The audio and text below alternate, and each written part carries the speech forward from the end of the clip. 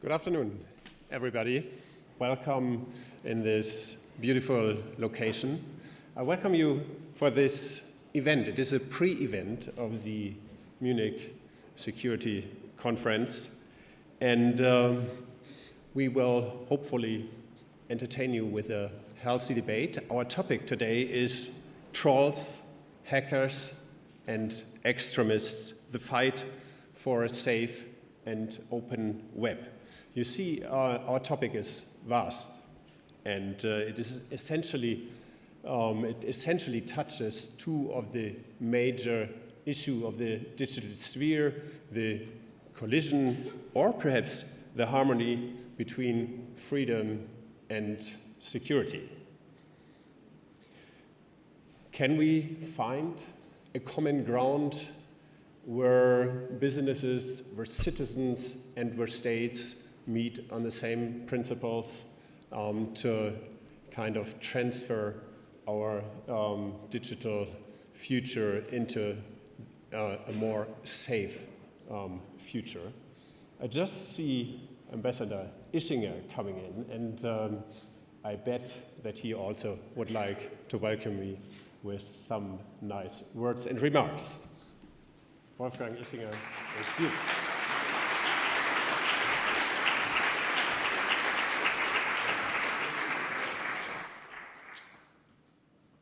Well, this is an impressive starting moment for the conference.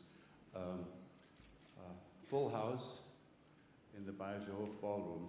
This is going to be not only this afternoon, but even more so beginning tomorrow, the most crowded, by far, the most crowded Munich Security Conference ever, with more dramatic crises confronting not only Europe, but the world, with more risk, with more danger, and with more tragedy.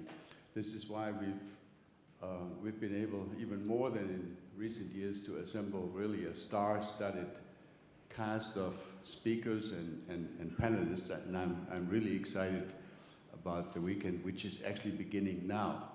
So let me not waste your time. Instead, let me simply welcome all of you. Let me thank the U.S. Consulate here in Munich.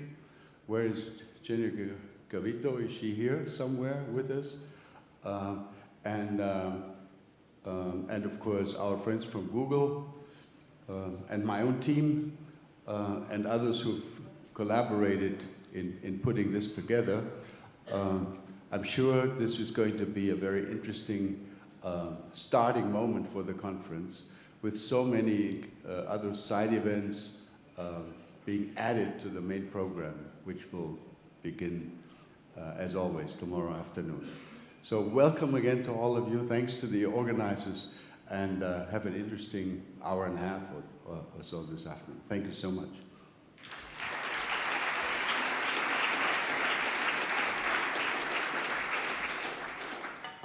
Okay. So we start with an introduction by, I would say, the most digital of the European presidents. I welcome on the stage Toomas Hendrik Ilves, the President of the Republic of Estonia, who has his own experiences with cybersecurity and also a lot of good ideas. The floor is yours.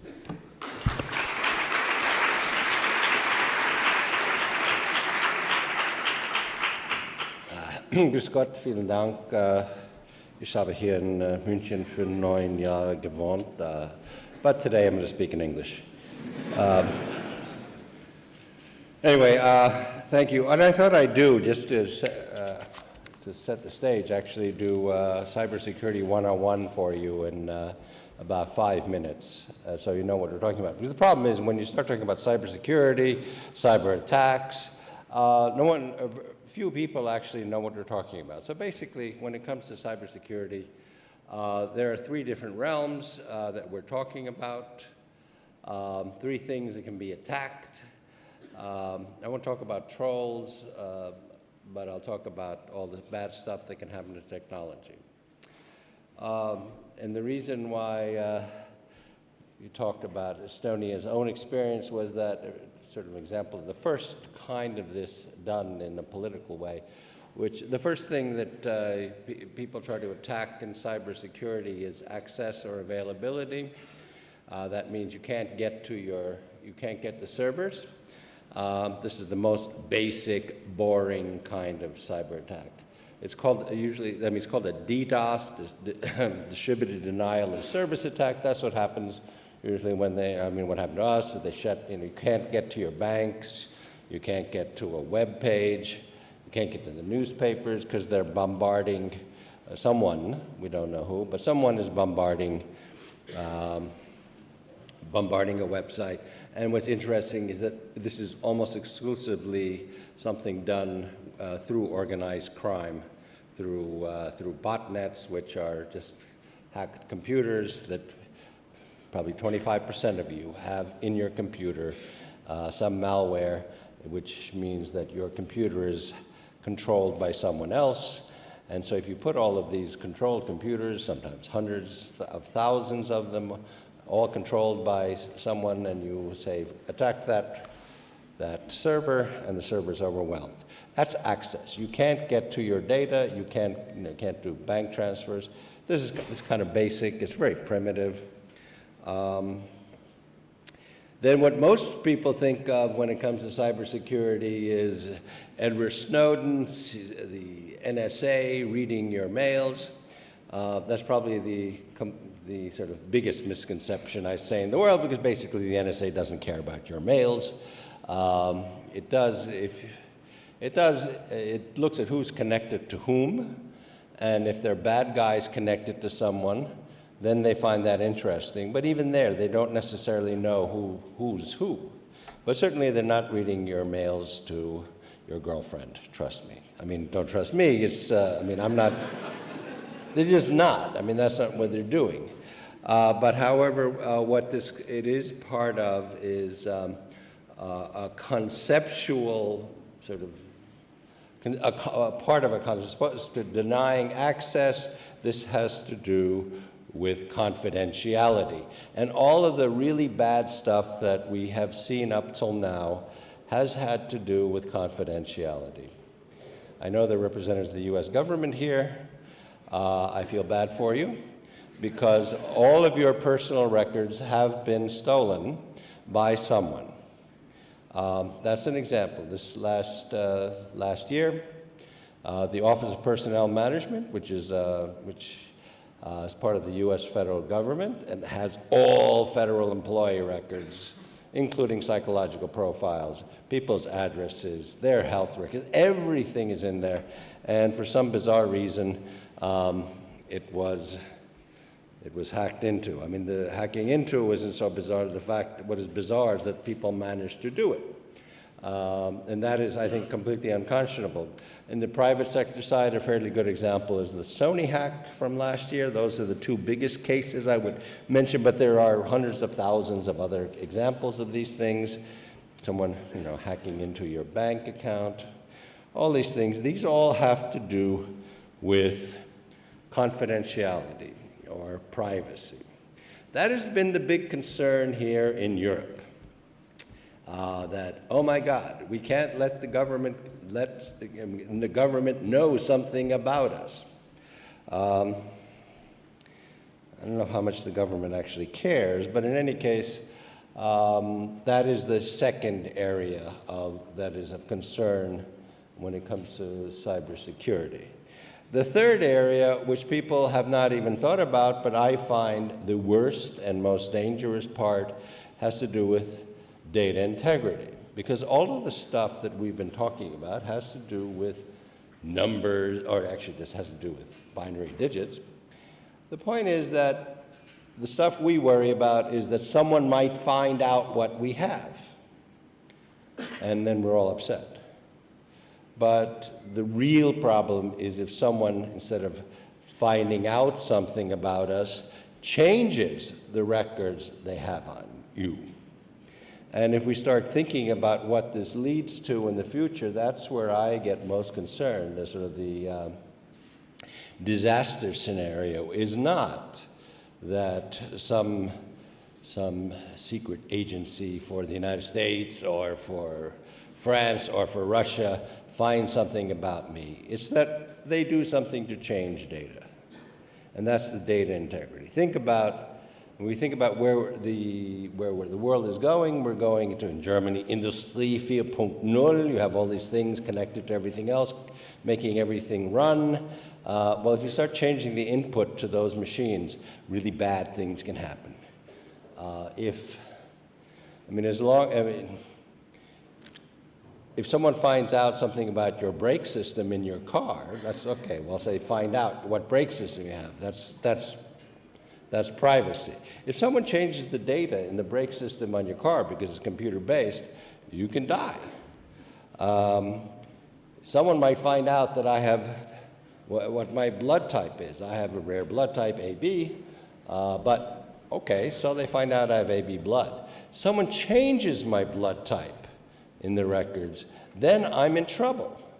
So data integrity, so be it either, whatever it is, health records, cars, we're going to have automated cars all running through the internet. Well, someone starts changing the inputs to those, we're in very bad trouble. Now, there are ways to deal with each of these three general areas, and then I'll finish up. I tell you, this is really 101, but basically, when it comes to DDoS attacks, that's kind of a technological solution which you can solve in terms of shunting some of the attacks somewhere else, having lots of contacts, shutting out certain places. When it comes to the main concern of Europe for the last 5 to 10 years, which is privacy, or I would say, which is more importantly, that someone is breaking into Sony and stealing the data, or someone, even worse, breaking into the Office of Personnel Management and stealing the personnel records of all government employees, is that you have basically two things you need, which unfortunately many countries in Europe don't want. But one is you need a secure online identity that is unique to you in order to get into any database. So, this is basically, you need something tied to you. So we know you're you. And the computer knows you're you. And generally, the only way you can do that is with through a two-factor identification, where you basically, you need basically you need two different things to come together for you to get into anything. And so countries don't really have that. Mine does. Every citizen has one, which is why I trust my system. And the other one is the architecture of the system, that once you get in, you can't go everywhere. Because the problem is, right now, it's kind of like, a medieval castle. That would be the analogy. One is, can you get into the castle to raid it? But once you're in, you can go anywhere and, do whatever you want. So the architecture of once you get in is important, but more important is that you only let in people who should get in. In Europe today, we do have the ADAS directive, which means that you can have a unique digital identity. The question is how many people will use those. But I would argue that should become mandatory for all important transactions, simply because of if we don't know who's who, then we will end up with people breaking into all kinds of things and compromising security. So that's basically, I would say that's 10 minutes on the most basic elements of cybersecurity, and I guess we can talk more about that, because it's not my job to be professor of cybersecurity, but I figure to get the discussion started, because, and this is what I warn everyone about, there is so much nonsense out there. It's a science fiction world, and we have to come back down to reality and say, what are we talking about? Because we can't talk about security if you do it only in terms of science fiction novels and movies. Thank you.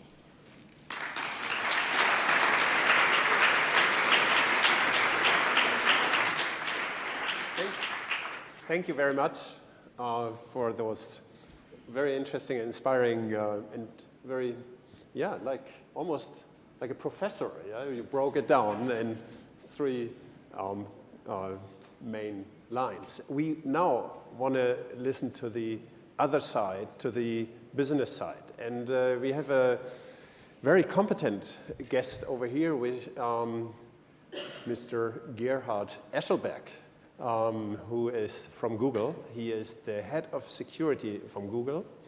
He is originally from Austria, lives since many decades in California, in beautiful Silicon Valley. And since a little more than 2 years, he has this very interesting job. He started in that field already as a student and sold his first company still as a student. And now he heads up a department of 500 people. And I'm very much convinced that probably every head of a secret service of the world would love to have a one-on-one on him where he really is very open, which he probably never will be. But the floor is yours, and I'm very curious what you have to say.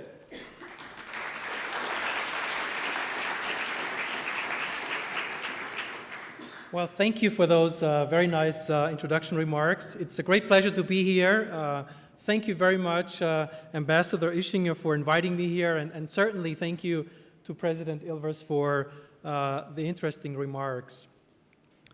Google was founded only 17 years ago.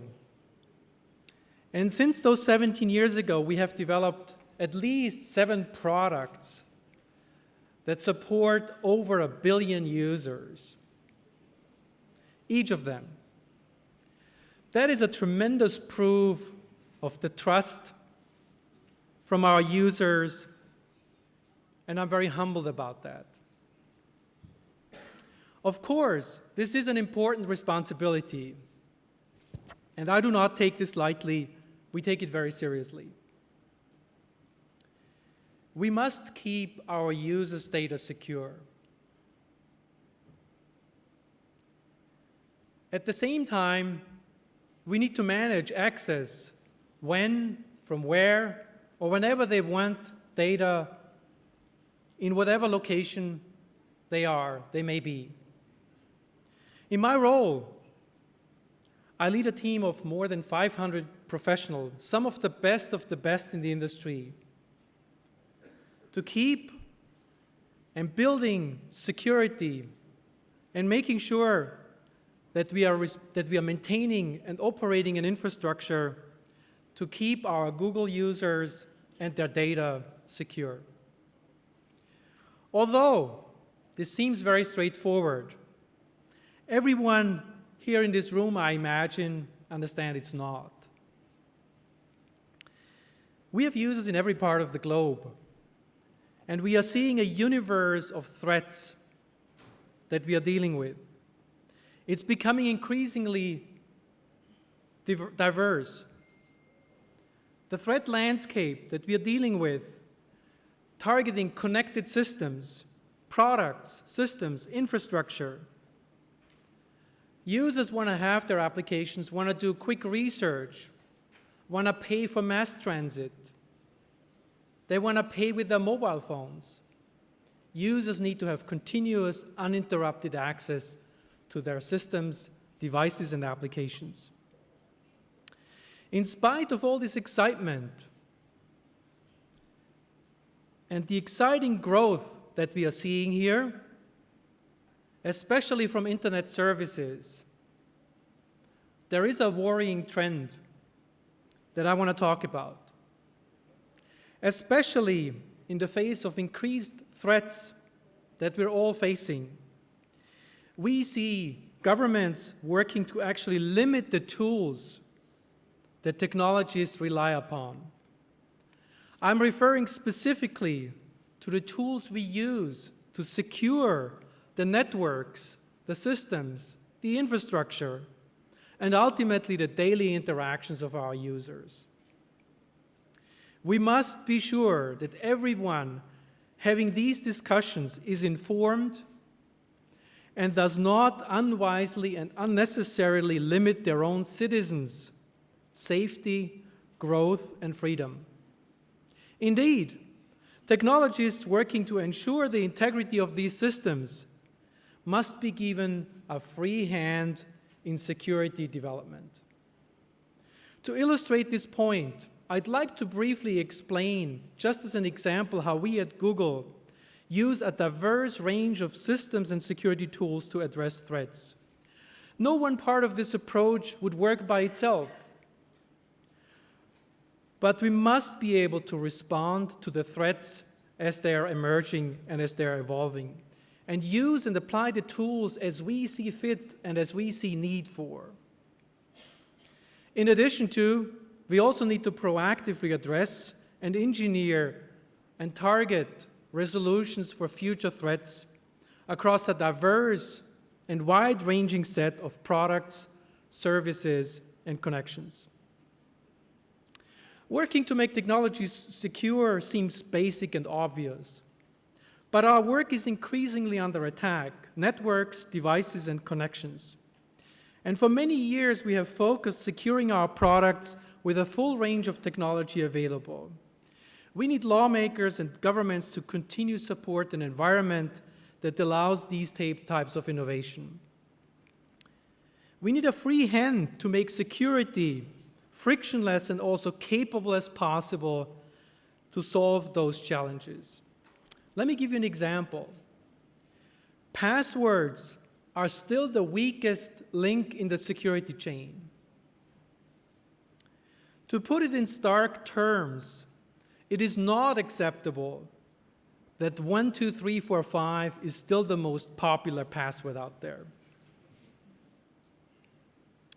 Therefore, we have been researching and working on alternatives, on an evolution.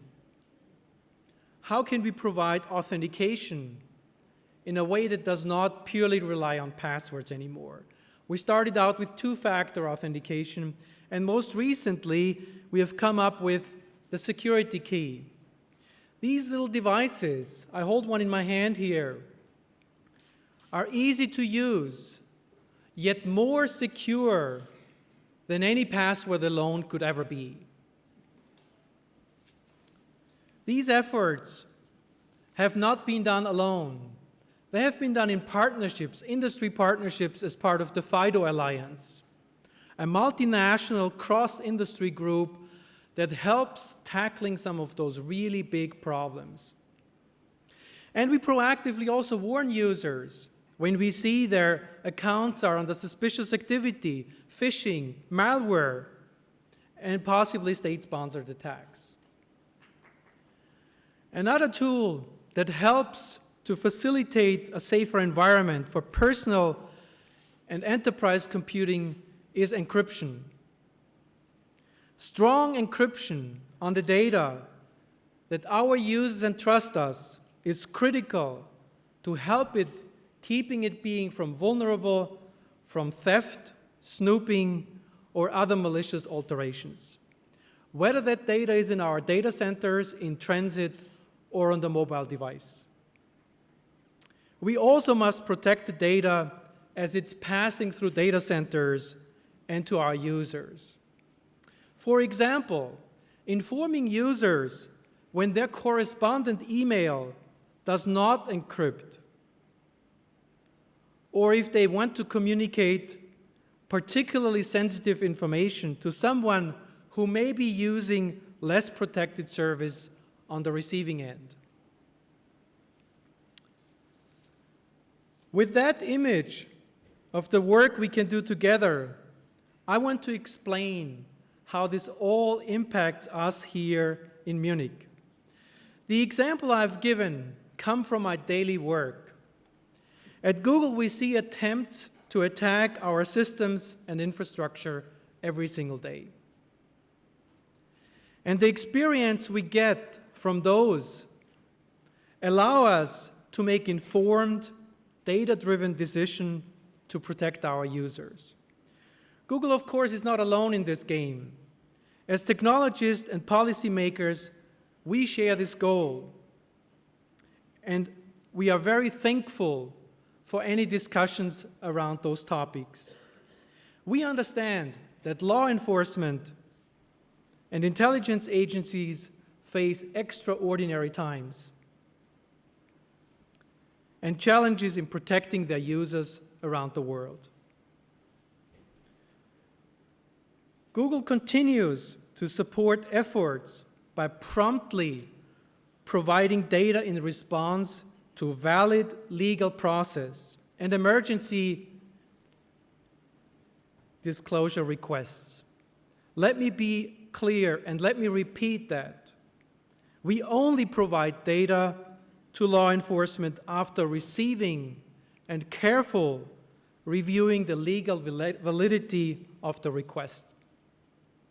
Unfortunately, as cross-border incidents become more common, the need for strong international intergovernment cooperation becomes more dire as the existing mutual legal assistance treaties are often slow and inefficient. Governments working together to improve these processes are the best way to solve these issues and balance the concerns that nations may want to consider.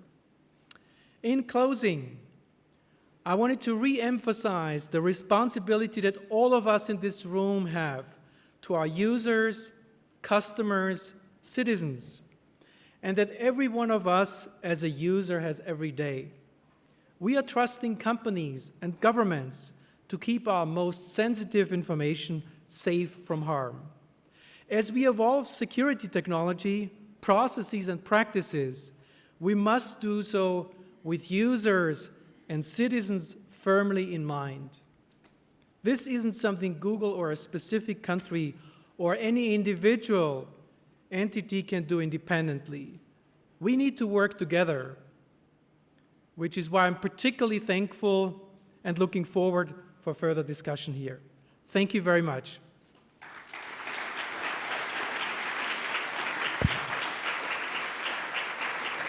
Thank you very much. Your seat is over there, I think. And that one over there. So I want to welcome now our panelists because we want to start to debate all those topics and theses, and I hope we have enough time. The first I want to introduce on the podium is Birgitta Jónsdóttir from Iceland. She came all the way down here.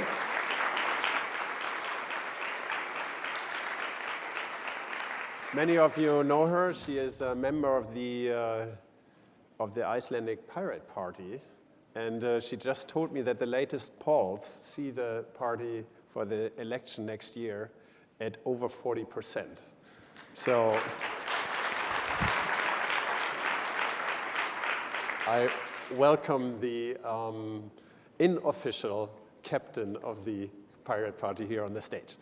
Our next guest is Chris Painter. He is President Obama's first coordinator for cyber issues. He does, if you take your seat just over there, sorry.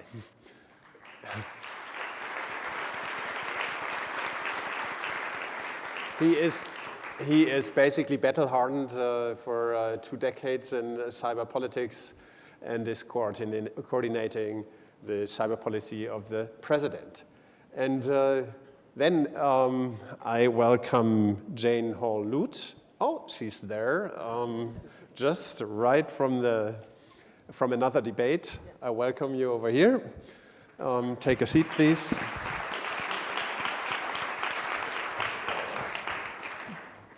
Ms. Lute is another cyber veteran and presently the CEO of the non-profit Center of Internet Security in New York and in Arlington. I welcome you on the stage as well. Let me start with a question to Chris Painter. We just heard it, security on the net, and we know it, we read it every day basically. Security on the net is eroding, people are losing trust. What is the US government doing to restore that trust? And what is the US government tell their own intelligence community who has done also part of their share in letting trust erode? So let me open by first saying I used to be at the White House working for President Obama. I still work for President Obama, but now I'm at the State Department working for Secretary Kerry doing the cyber diplomacy on these issues, everything from internet freedom and human rights online through to cyber stability, cyber warfare, cyber security, practically the whole suite. But it's important because all those things are interrelated. And I'd also say just quickly, I'm sure we'll talk about this more, and we've talked in past years about intelligence gathering. That is, as President Ilves said, that's sort of a different issue. And there's been a lot of work there. There's been a lot of work in the United States to look at this issue over the last couple of years. A lot of reforms there and a lot of reforms around the world. But in some sense, that's a different issue than cybersecurity issues. And indeed, I think that there's a very big distinction between that and what we see, some of the threats that we see both online, but also some of the threats from repressive governments who are trying to suppress their own people's religious freedom, their freedom to associate. And we can talk more about that. But I'd like to just hit a little bit about, as you said, what the U.S. government is doing. And this has been a priority for President Obama really since he took office. As Jane will know, when he was running for office, his campaign was hacked into. And so that made him keenly aware of this being an issue. And when he came in, he really prioritized this. And he understood, in a way I think that most leaders still don't understand. It's gotten more current. I think it's become more mainstream than it was before. That this was an issue, not just a technical issue, we heard a lot of the technical threats that we're facing, but an issue that is a national security issue, an economic security issue, and a human rights issue, and ultimately a foreign policy issue. And more countries, I think, are understanding and grappling with this as really a big issue they need to deal with, which is evidenced by discussions like we're having here today.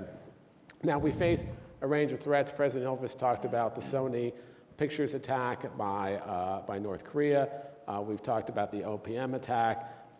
There's the Internet of Things. Everything is now connected to the Internet. There's a story that this is actually a true story where connected refrigerators were used to launch what's called a denial of service attack, just linking them all together and trying to overwhelm banking systems. So that, I think, is one of the best examples yet of freezing your assets. Sorry.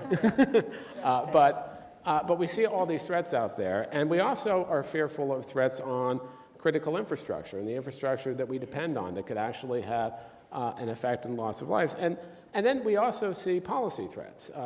We see threats in terms of terrorists using this technology not to attack infrastructure yet, but certainly to plan and to proselytize and to overwhelm. We see more repressive regimes who are trying to draw sovereign boundaries around cyberspace and control the flow of information, and they're worried about stability. And so when they talk about information security, they mean controlling information, and that's a very different thing than what we are promoting around the world and the people on this panel. So I just want to hit a couple of things of what we're doing. One, domestically, there's been a lot of activity over the years, a lot of activity even in the past week. The president announced the Cyber National Action Plan, which bundles together a whole bunch of different initiatives, including substantially more devoted to our budget to these issues and protecting our networks, both our government and private sector networks, creating a commission to look at these issues. He signed a privacy council order. We're going to multi-authentication, multi-factor authentication, which is important, as we've heard before from our Google representative. So a number of things are being done domestically and trying to share better with the private sector.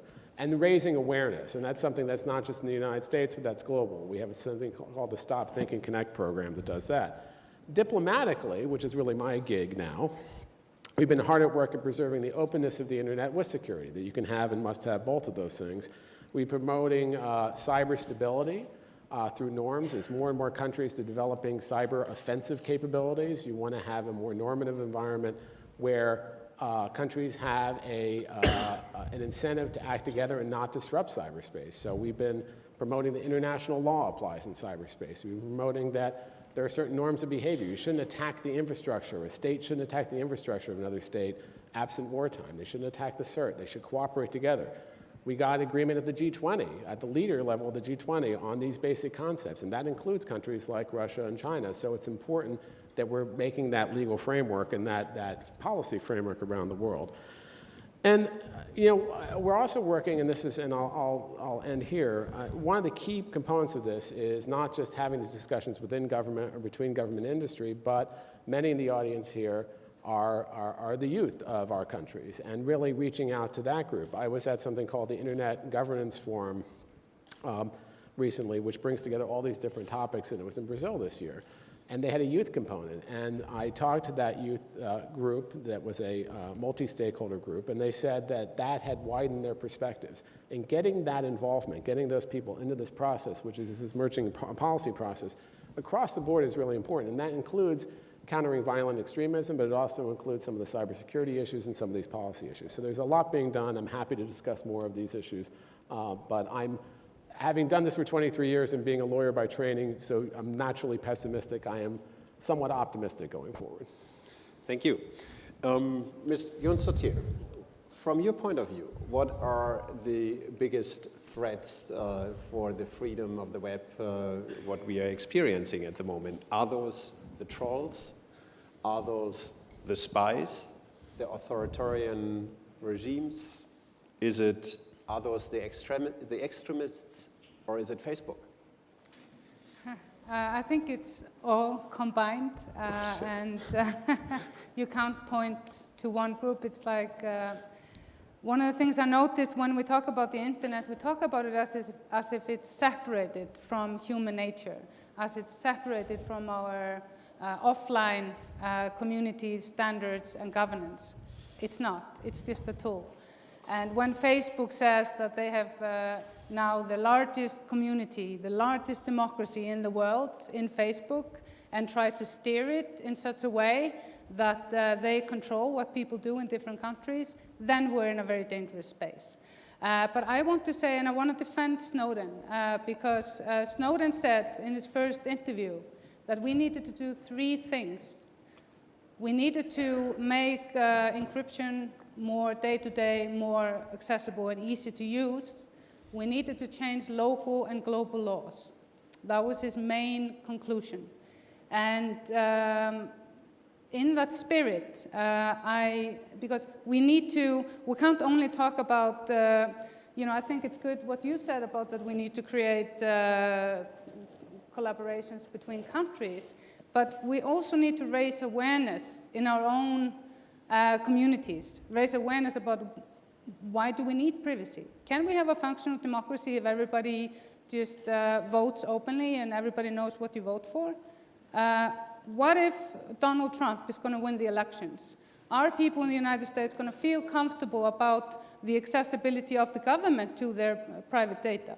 And even if the emails are not interesting, even if you have nothing to hide, your association, your freedom of association is not really as free as many think. Because, I know that because of my involvement with WikiLeaks, that I was under surveillance. I mean, I have official records about how the US government wanted to get access to my metadata. We took it to court, and they won. And we said, what is metadata? Metadata is your digital persona. It is much more invasive than your email, or your phone call, or your text. And metadata is a collection of all your behavior and who you meet and when. And if you are under surveillance like I have been, and I have my phone here with me, and many of you will have been with me at a different place because I was at a Pirate Party meeting this morning. Now you're in a different location with me. And then I might meet some of you later on this conference. And then, according to the data that Snowden provided, that means that you will be under special scrutiny. And you've done nothing wrong. You've just been in the same room as I have. And so that is a very serious threat to democracy.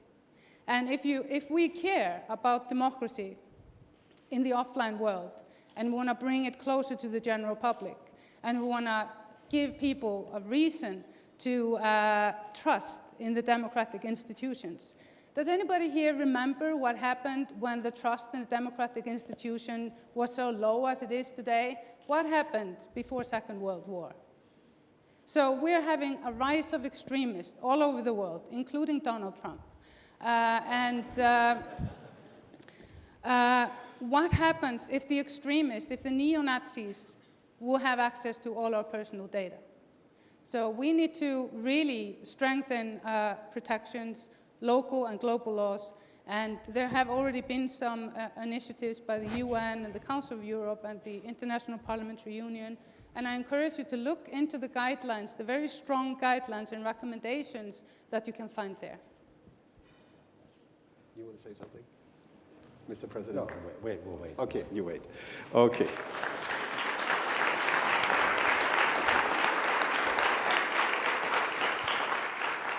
Ms. Lutz, you are in the homeland of the data protection in Germany, in one of the homelands. Iceland is another one. Can you understand that parts of our younger audience is skeptical towards the ever-increasing demands of the security community to access their data, even in the name of fighting terrorism, fighting criminality, crime? I'm very happy to be back in Germany, where I've been many times. I didn't need to come here to know how young people think. I have a 39-year-old, a 29-year-old, a 28-year-old, and an 11-year-old that live and breathe data encounters every day. I think there are important questions to put on the table for this conversation. One is, what is the role of government in our lives? Nobody interacts with government unless they have to. So what's the role of government in our lives? It's to provide threshold conditions for security, well-being, and justice. What's the role of Google in our lives? We should answer that question because it has become indispensable. What's the role of Facebook in our lives? When we think about the threats that you enumerated earlier, which is really the worst? The worst to me is that we have an obvious capacity to act against these threats and an equally obvious incapacity to organize for the action necessary between government, not-for-profit sector, business and industry. I think, and this to me is the largest problem. We have to figure out a way to come together. Governments must take the world as they find it. For Google and Facebook and others, by the way, they're on every device I own. The world is coming to them, so they have a world of choice. Governments don't have a world of choice. Governments come to take the world as they find it and have to cope with those problems in an accountable way. We haven't constructed an understanding of accountability yet for all the power that exists. And finally, a point on data protection and data privacy. It's a very interesting concept. I was the lead negotiator for the United States with the EU on PNR, passenger name records. What people say is the last big data sharing agreement we will ever have between us. That's a shame. Two things I think are important, though. Number one, data exchange is never its own point. You exchange data never simply to just sort of say you can. Alexander Graham Bell and Watson did it just to say they could. We're well past that. You exchange data to use it. How will it be used? The rules of privacy in Europe and the rules of privacy in the United States proceed from entirely different foundations. In Europe, the concept of privacy is based on ownership. I originated the data. I have rights in that data for as long as that data exists. That's not the concept in the United States of privacy at all. It's the concept to limit the ability of government to intrude into our lives. So as we approach these questions, we have to find a way to recognize the legitimacy of these other claims, the legitimacy of the other foundations, to find common purpose to solve the common problems that we all face. I find that a very interesting point. Mr. President, President Ilves, how do we bridge those two philosophies? How do you find a bridge between it? Just a clarification, first of all. Yes, in Europe, there's a concept of data ownership, but there's actually only one country where you legally own your data. Wonder what that is. Yes. One country, you own your data. Elsewhere, you don't. But let me ask this question, just to get away from this. What I find is that rather often misguided approach. How many people here on Facebook? How many people here have downloaded an app onto a smartphone? Oh, How everyone raise their many of hands. those who have raised their hands think the government is dealing with privacy in a nasty way? Well, all of you have really missed the boat, because there is no such thing as a free app. No one develops an app because they're a good Samaritan, because, oh, let me develop this healthcare app so that I can make the world better. No. Everyone who puts in their menstrual cycles, how many push-ups they did, whatever it is, that's all being sold. You are not living in a private world. So that's just one thing. Let me say, and the problem is that all of those people who are selling your data, because what you have voluntarily putting in there, you have signed, you have pressed the little button saying, I accept the conditions of this, so you legally have given up your right to privacy on whatever app it is that you're using. You said, fine, take away, you don't read the fine print, and it's 200 pages long, you don't read that, but you are giving away your data. And then you're worried about the government. Give me a break. You don't care about your data. But it is very nice to think in a 1984 kind of way about, oh, the big bad government. The problem is that all of you have A, given away your data, if you raise your hand, B, you're giving away to people who are no way accountable to you, because you have said, take it. Take it. I agree. Take my data. Do what you want. Give it to whomever you want. I mean, maybe they're giving your healthcare data to an insurance company that says, this person, we don't want to insure them because we can see that from their healthcare data, they're bad. Now, that's the one part I would say. The second part is, and I really don't want to see this, but as one of the big sort of evil figures in this whole data thing said to me, he said, yeah, Snowden. Wait until the next really big one.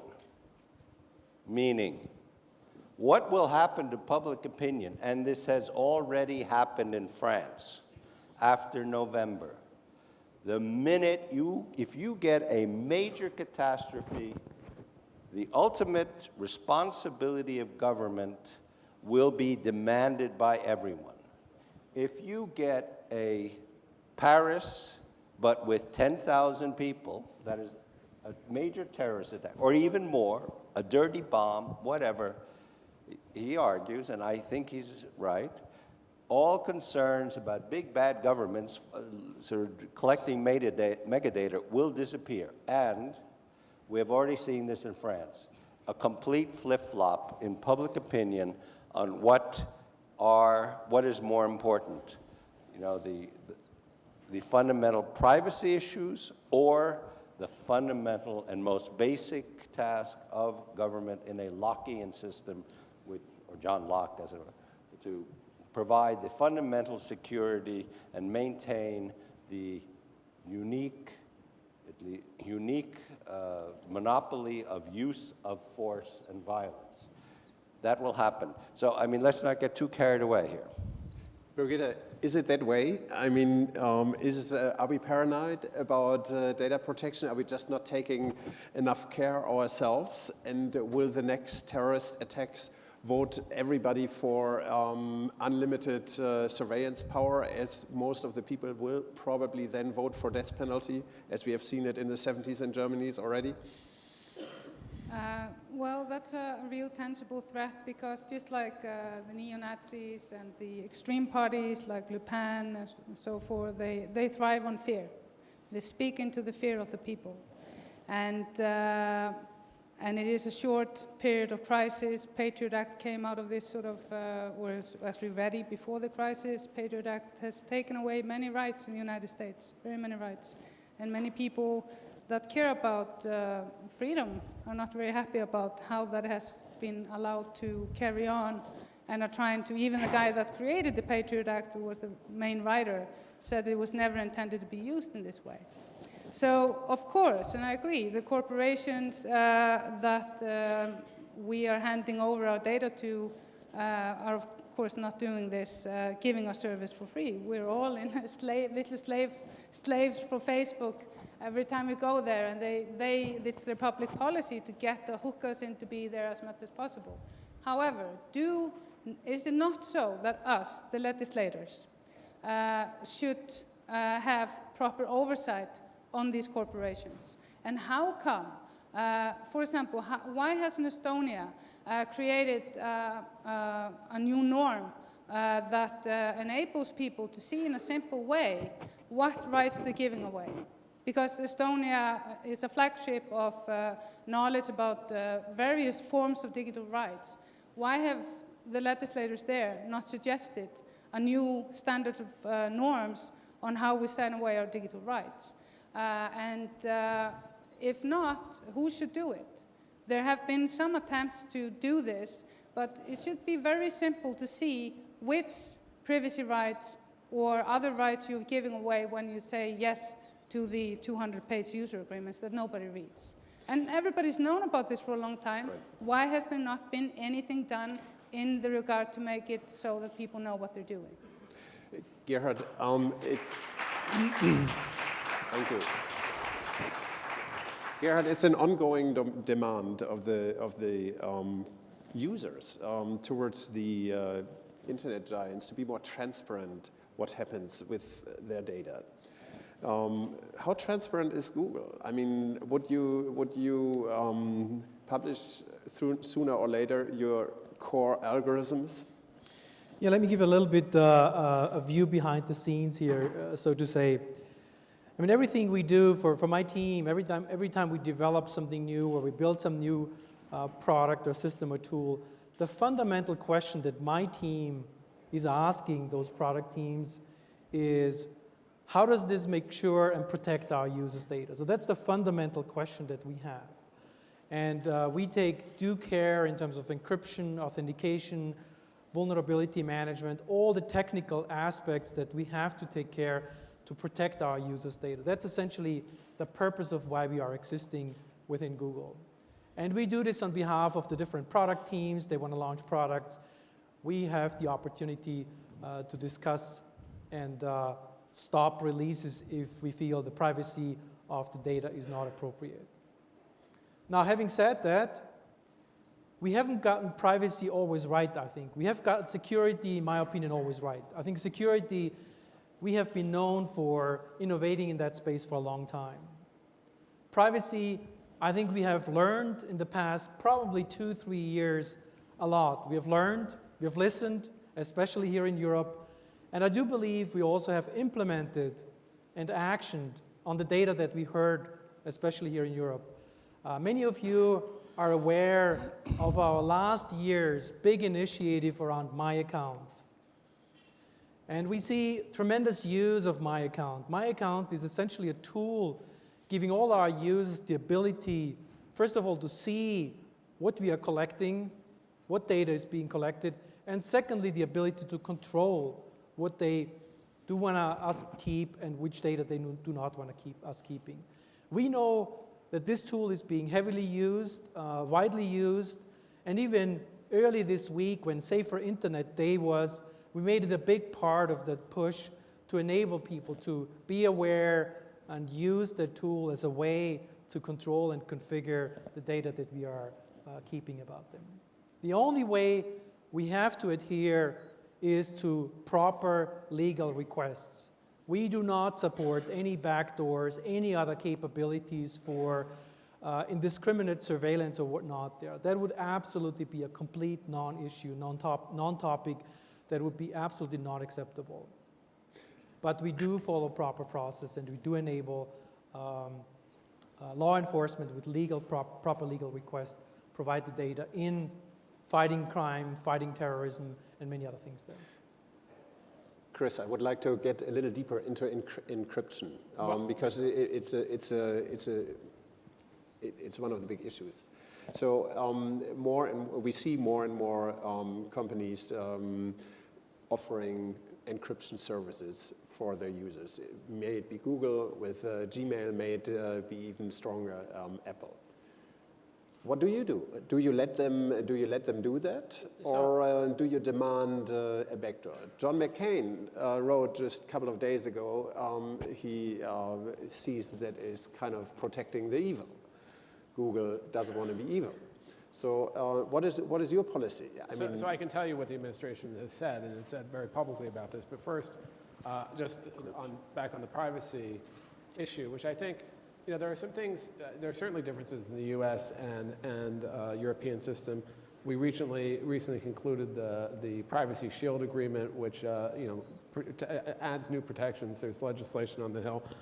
One of the things I think it's often overlooked, though, is when there are promises made about what your privacy policies are, we have very strong enforcement mechanisms. We have our Federal Trade Commission, who has gone after many commercial interests for promising one thing and delivering another. And I think that's an important thing to recognize as we look at these things. And there's also different regimes for healthcare data, et cetera. So this is not a binary system. I think there's a lot more than people realize. On the encryption issue, President Obama has been very clear. He said this several times, that we're not stepping back from promoting strong encryption as something that is good for cybersecurity, it's good for privacy.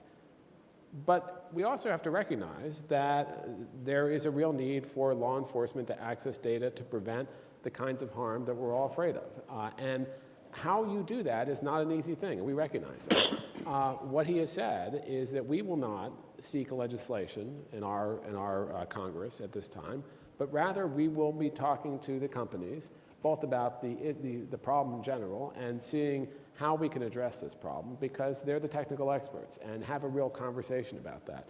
And indeed, as I think many of you might have read, there was a very high-level delegation that went to Silicon Valley to talk to the companies about these issues, also talk to the companies about how we counter violent extremism online, really look at a number of different issues. This is going to continue to be a debate. There is not an easy answer to this, but I think you have to have that dialogue there. Gerhard, do you think you can keep your encryption clean, or do you feel under pressure?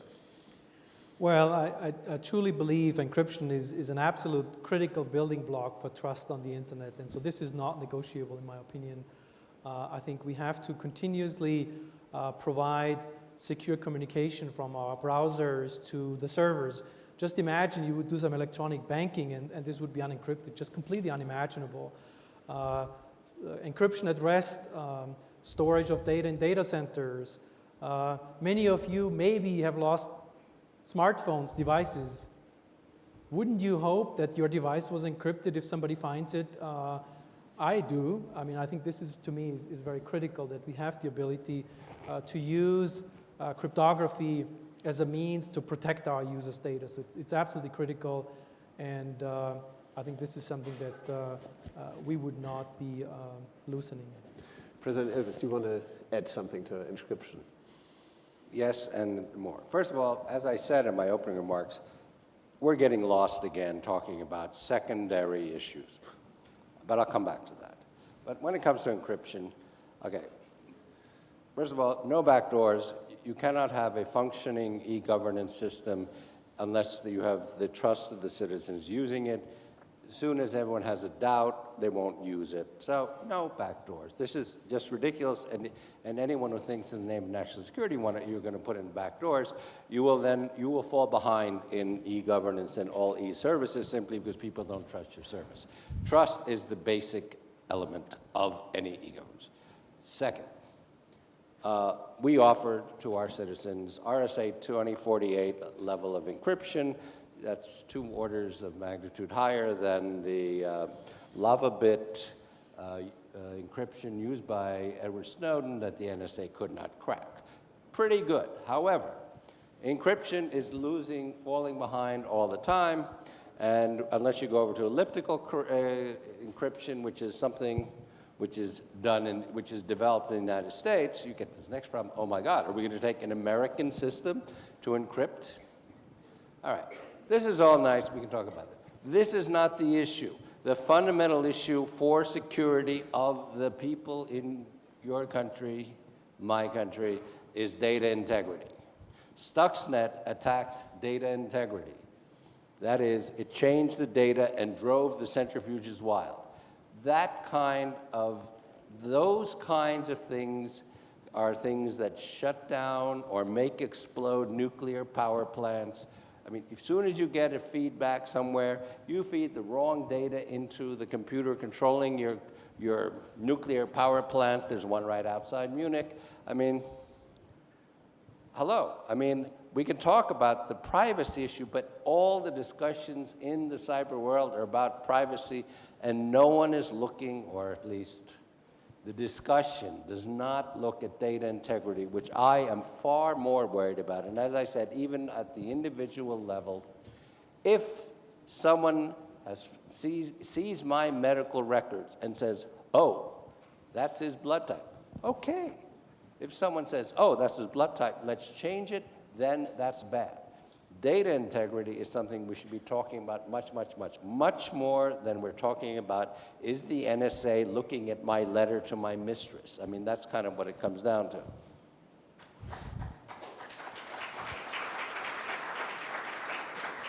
I'm just going to throw in my 2 cents. I'm absolutely an acolyte of President Ilves on this point. You know, I talk about 3 interesting questions when it comes to cybersecurity. I mean, not more. Question 1, how do we architect systems we can trust from components we can't? And the answer is not exclusively encryption. I mean, frankly, I agree with President Ilves on this. This is a political question. We're not confronting it as a political question. We're somehow confronting it as an issue of natural law, and you're either on the side of the angels or not. You know, technically, we don't have a solution for backdoors that privilege some and not others. In some way, we can't figure it out. There is no technical solution. There must be a political solution to this question. The second question is absolutely what President Ilves says. How do we ensure the integrity of our identities and our information in an open internet? And each of those concepts, to me, is important, maintaining the openness of the internet. The third question, which is at the heart of this discussion, is what will the role of government be? We don't know. And we need a conversation. We talk about the difference of views of privacy, for example, between Europe and the United States. Every hotel in Europe takes your passport when you check in. What do they do with it? I don't know. Do you? No. How long is trade data retained? When you ship something, 7 years. Mandatory to share it with law enforcement. Then what? I don't know. Do you? So it's very hard to find principle here. At the heart of it, though, and when we talk about the role of government, and we have to ask ourselves, what role do we want government to play in this environment? We want them to play a role. Right? There are some questions for which we need to collectively organize through our governments. It's an important channel and chain. How do we deploy it properly? How do we distribute responsibility for cybersecurity to ourselves as users, to enterprise who bring enormous value? We're experiencing a global awakening in cyber for a population on the world that is already healthier, wealthier, more mobile, more educated than at any point in history. We don't ever have to be miniaturized. You know, oh, she's the Jew from New York. I get to be whatever it is I want to be online and reach all the others like me. It's the end of miniaturization of people. What are we going to do with that power, ladies and gentlemen? And with that power comes responsibility, not only to us as users, but to Google and to Facebook and to our governments who are wrestling with this problem every day. Thank you very much for this contribution. This is a town hall meeting, so that means you guys are part of the debate. And I would love to open now the debate to the audience, and would like to ask you to ask questions so that we don't miss the crucial points of the debate. So who wants to start? Over there. Do we have anybody with? I can try. Yeah, microphone is coming.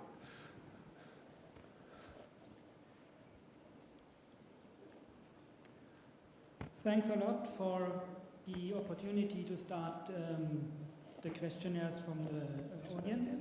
You spoke quite a lot about... Would you like to identify yourself first? And so my name is Michael Merkel, spelling slightly different than the Chancellor. I'm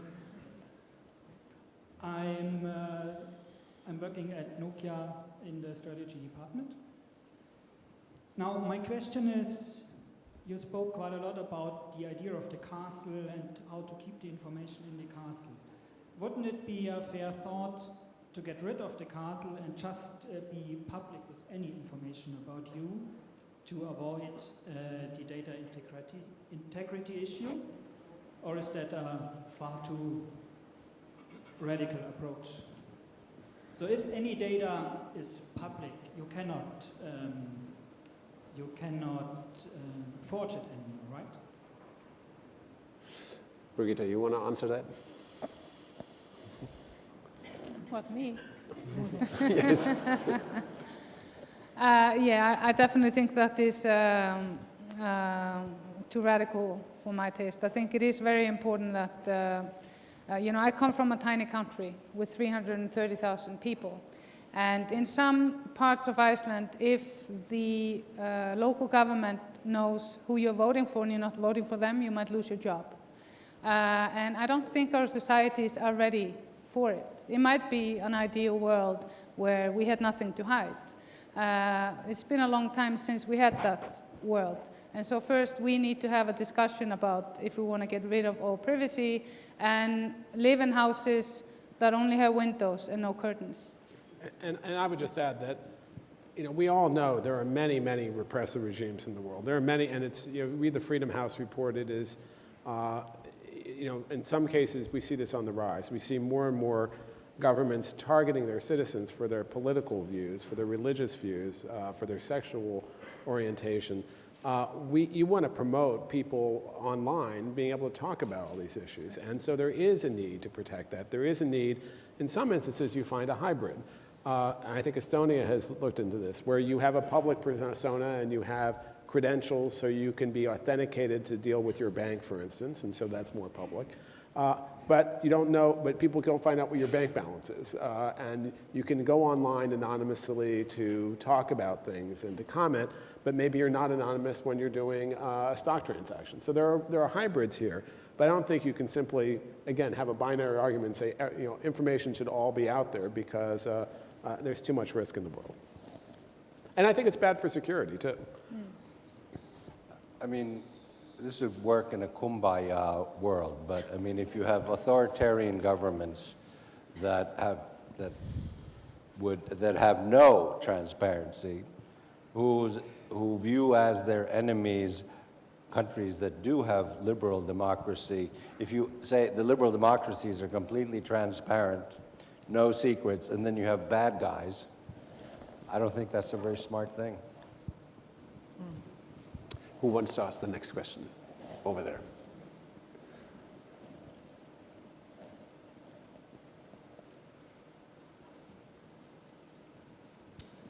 Thanks. Johannes Kensch, Munich law student. Just some quick remarks, then the question. The German constitution forbids state agencies to search private computers without proof to believe that a serious crime is being committed with or from that computer. Two assumptions. Only private, autonomous, free citizens can elect officials freely. The state needs free elections to be democratically legitimized. This gets close to the Backenförde dictum: the state relies on circumstances it cannot provide. Second, there is some dirt on everybody. With said dirt, every citizen, and with also some data changes, as the president pointed out, every citizen can be persuaded to act in a certain way, either as a citizen electing or as an elected official. So, as the NATO states spy on each other, which we know by now, do you think that all the Western nations should start making treaties protecting each other's citizens' rights as well as their own? And do you think that also the private entities that have just the same power should be regulated and, their power is just as big, so the regulation should be just as big, I believe. Thanks.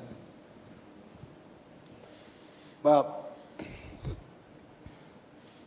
we live in a world in which we have basically liberal democracies that basically, if you look at the Freedom House list of countries that have free and open internet, there are about 30 countries out of all of the rest of them.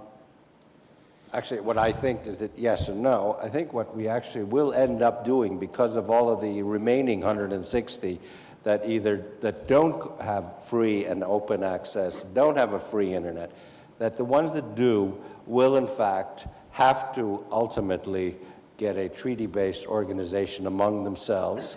It won't be geographically based like the European Union or NATO, but it will be those countries first and foremost that, well, we have the Budapest Convention against, Cybercrime Convention, where the worst offending countries, Russia, Belarus, PRC, are not signatures, so cybercrime goes on, and they will not give out people.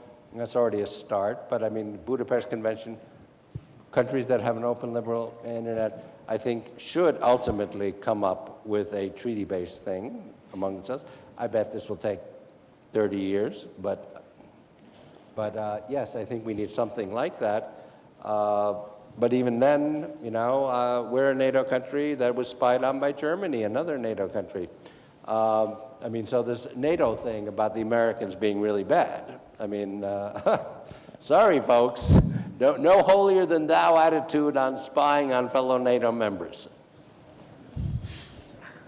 Well then. There's another question here to my left.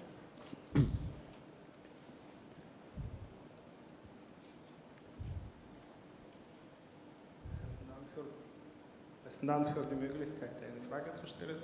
Serge Alpin Allianz. Wir leben in der Welt, wo gibt es weltoffene Gesellschaften, wie Staaten der Europäischen Union oder Vereinigte Staaten. Und es gibt auch andere, die geschlossen sind, wo sogar kein Internet, freie Internet wie Nordkorea oder noch Städte im Westen Europa, wo die noch offen sind, aber Anzeichen gibt, dass sie geschlossen dann irgendwann werden. Welche Gesellschaften aus dieser Klassifikation sind besser für diese Gefahren, über die wir heute gesprochen haben, vorbereitet? So the question is, we see all kinds of different forms of government. We see authoritarian regimes and we see democracies. Which type of society is better prepared for the threats of the cyberspace? Which system is better prepared or can survive perhaps easier of our systems which we have in the world? So this won't surprise you. I think clearly democracies, and I think there's lots of reasons for that. First, there is a tradition within democracies to have a dialogue outside of government with, for instance, the private sector and civil society, which there is not in repressive regimes. And that makes you stronger. You can't really do this, and many people on this panel can attest to this. You can't just do this by the government issuing dictates and doing it alone. It won't work. And you won't have the kind of internet penetration and the freedom and the free flow of information you need that will make the whole ecosystem valuable in the first place to protect. So, government decrees, 5-year plans don't work here. Second, I think liberal democracies look at the competing interests. You want to have the openness and the free flow of information while doing security, and you can have them together. And we don't silo those things anymore. We are looking at those together, and I think that's really important. And even when we're liberal democracies dealing with more repressive regimes, there are some areas where we can try to forge some cooperation. Cooperation in responding to major cyber incidents. We have different ways of looking at things, but we can still have some more cooperation there. Having stronger, protecting your assets more, basically hardening the targets. And this normative issue I talked about before, the reason China and Russia agreed with the US and Germany and the other G20 countries that you shouldn't attack a critical infrastructure absent wartime is it's in their interest too. But that idea really came out of the liberal democracies. So I think, as in many other things, you're much better off with that system in terms of securing yourself. I guess I would answer this by turning the question slightly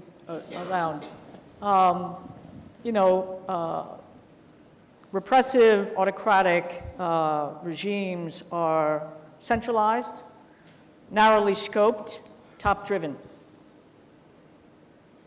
Democracies, they're messy, yeah, but they're transactional, they're interactive, they're bottom-driven. Which better describes life online? Can you think of 3 words any less descriptive of the internet than centralized, narrowly scoped, and top-driven? I'm betting on the people. Yeah, can I just add one quick thing to this? This is one of the reasons we've been fighting so hard, really all of us together, for a multi-stakeholder way of governing the internet. And that's how the internet has thrived up to now. There are countries, and they've lost this battle during this recent meeting in New York, that want to impose state control, want to have intergovernmental control over the internet. That's not the way of the future. That's not the way the internet grows. But I mean, just, we have to face reality. Governments have not admitted of a truly multi-stakeholder model at the international level with heft and influence and a consequential say. Really. Only very small examples and pockets of where that has succeeded. Gavi, for example, one really good example. Still, when we go through the international institutions, you know, it is largely member states and largely governments. What has happened? There is nearly a total collapse of trust in public sector institutions worldwide.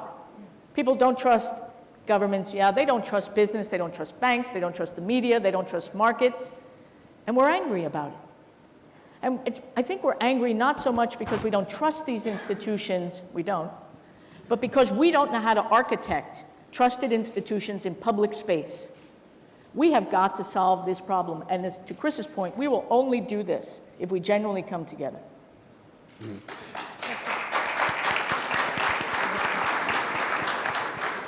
President Ilves, is that Western idealism? I mean, if we look at China, which has established kind of a closed system, it is in certain ways, the anti-idea of the global internet, which how we invented it decades ago. And they are very, very successful. Economically. Well, I mean, I don't know how do you define success? I mean, there are, there's the Great Wall in one country, another country. All ISPs have to go through the FSB, if you know what I mean, if you know what that means, what's the FSB and what's an ISP. But SORM is an organization. All internet traffic in Russia must go through the FSB, the security. So, I mean, are they successful? I don't know. I mean, if you can't find out about your own history because, it's taken offline right away, is that successful? I don't know. I mean, well, it's also interesting, I should point out that on the Freedom House list, Estonia was #1 until 2 years ago when Iceland passed a law. So now Iceland's #1, we're #2, and #3, by the way, is the United States. So I mean, with all of this, like, NSA is really bad. Actually, Germany isn't in the top 3, just so you know. I would like to ask Birgitta another question, because I think it's a very important point. We still haven't 100% committed on the multi-stakeholder approach globally. And do you think it is a system under threat, or do we have a chance that the system survives also within the next 10 years? Well, actually, everything that Jane said is so true, but it's really an incredibly exciting times that we, or you guys, this generation, gets to be the architects of the new systems. And it's really important that people start to put effort and work into it. And, multi-stakeholder conferences that I've been to have always been utterly useless because we're approaching it the wrong way. So, first, we have to agree on which are the priorities. Which is the single most priority that we need to do together? And if we go into these meetings in the sense that we are going to reach a whole governance system, it's not going to work. And nothing has actually come out of these meetings that I've been to through the years. So, but we have to decide how we're going to, because all the systems we live in, and we experienced this so strongly in Iceland when we had the financial crisis. It was the third largest financial crisis in the history of the world. And so the Icelandic people were not only angry at the banking sector. We felt that everything we trusted had failed us, be it the academia, media, politicians, regulatory institutions, and the banking sector. And that trust has not been gained again.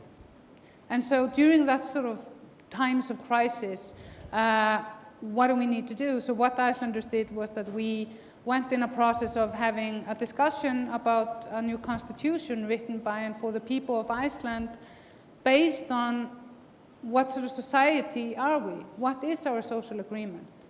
And I think that is the first thing you need to do. And then you can start to architect the new systems. And it is so interesting to actually be part of the debates that are happening now in Iceland, where people are talking about new systems, healthcare, education, financial, basic income. All these different approaches there needs to be more attention paid to it, because we are in these times where everything we trust in has sort of failed, and what are we going to do instead? So it really rests on the shoulders of the younger generation to come and work with those that are interested and understand that we need to do something about this. You wanted to add something? When it comes to internet governance, I think we'll come back to the situation someone there asked.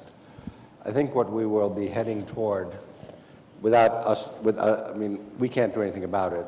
Other people can, in their own countries, but a few hundred kilometers west of here, 1648, you have the Treaty of Westphalia, the Treaty of Augsburg, and the principle of cuius regio eius religio, which stopped the 30 Years' War.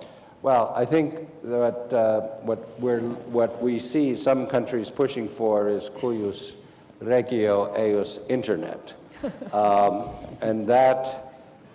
and we will be forced to do the same for ourselves, but with the opposite principle. We will end up with, we cannot stop country X, Y, or R from having a controlled internet. Nothing we can do about that. But what we have to do is prevent them from getting into our internet government, which is, again, I come back to this belief that we will have to have a coalition of democracies that will say, we believe in a multi-stakeholder model. I chaired the ICANN group to reform internet governance, and that was clearly the result of that was the opinion of everybody there, including the bad United States. Everyone wanted a multi-stakeholder model.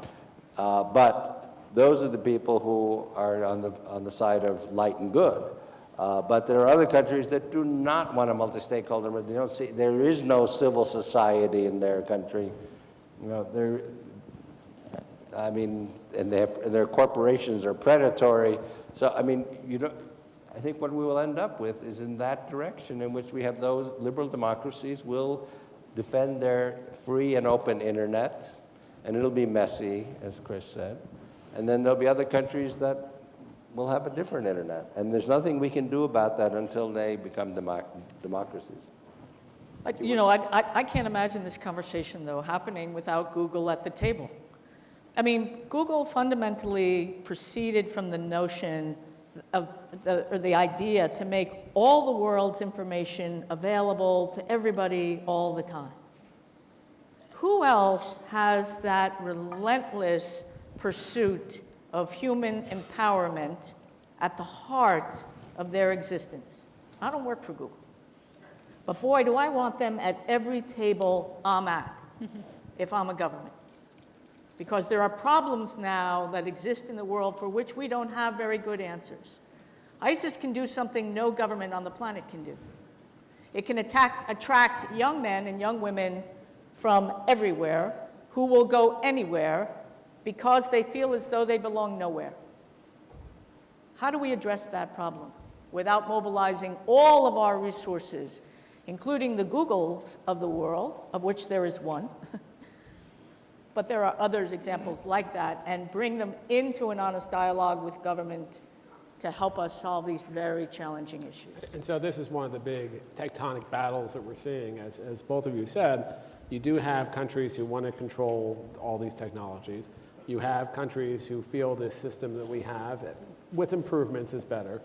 There's been really good data points recently where both India and Brazil have shown that they are on that side of having this multi-stakeholder approach. But there's a vast number of countries who are in the middle, who like the idea of stability, who are being wooed by the Chinas and Russias of the world. And what I think is really a lot of the work that needs to be done by this generation is to work with those countries, show them the benefit of the system we have, look at the ways we can make it better, and not have them go the way that some of the more repressive regimes have, because then you would have this fracturing of the internet. And of course, the private sector. And one of the things we do when we do some of the training we've done in Africa, for instance, is we have private sector companies there to model this idea, and civil society too, to model this idea that you should be talking to other stakeholders besides just the government ones. May I just remind people about what happened in India just recently with Facebook. Facebook, the greatest community on earth with the most people, decided that they wanted to do free basics in India. How many of you know what that is? Not many. Okay, so this was massive. I had just the same week been having discussions with sort of a mid-level person at Facebook, where that person said, we have so much in common about, wanting to empower the citizens and, direct democracy, blah, blah, blah. And at the same time, they are offering free basics in India. So that means that the poorest people are giving access to the internet for free on the condition that Facebook controls what they get to go, where they get to go to. And when there was resistance in India towards this, Facebook sent a message to all their users, urging them to sign a petition to promote and support free basics. This is really dangerous development, and this happens very quickly. India is, the largest populated country in the world, fastest growing. And people, activists that I've been in contact with in India say, this is really to maintain the casting system. Gerhard, how you want to shape the world? Well, I truly believe we have obviously a huge responsibility to treat the data that we have well and protect the data well, and that's really where I'm coming from. But at the same time, we do feel very strongly about the fact that we do need to give users the ability to control the privacy settings. And to me, that trade-off is very important. So on the one side, security of users' data, coming back to the integrity discussion we had with President Ilves, is absolutely non-negotiable. This is critical, and this is what we do. On the privacy side, some users do want to be very private about their data and do want to instruct us to not keep history searches, location data. The option is available to users, and users actually take advantage of that. But at the same time, there is many users who want to take advantage of some of the value-add services, translation, location services, Google Now, and for them, they can configure this as well. So to me, I think it's the option to give users and be very transparent about it, be very visible and transparent about it. That's what I think builds trust. And honestly, that's what we learned the last 2 years here in Europe in particular, and that's what drove us to the actions like My Account and things like that. Thanks to Well, ladies and gentlemen, we left a lot of questions open, but that's the nature of the internet. Yeah, it is open.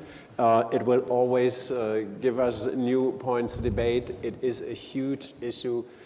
It is a serious issue. We touched certain points. Other points will be touched within the next days over here. I think we all agree that the issue of cybersecurity is not where it should be in the minds of corporations, citizens, and governments, and that we next time perhaps not only have the pre-event here, but we have the opening of the event with this debate. So thank you very much. Thank you very much for your questions and your patience, and I invite you to continue healthy discussions at our reception. Thank you very much.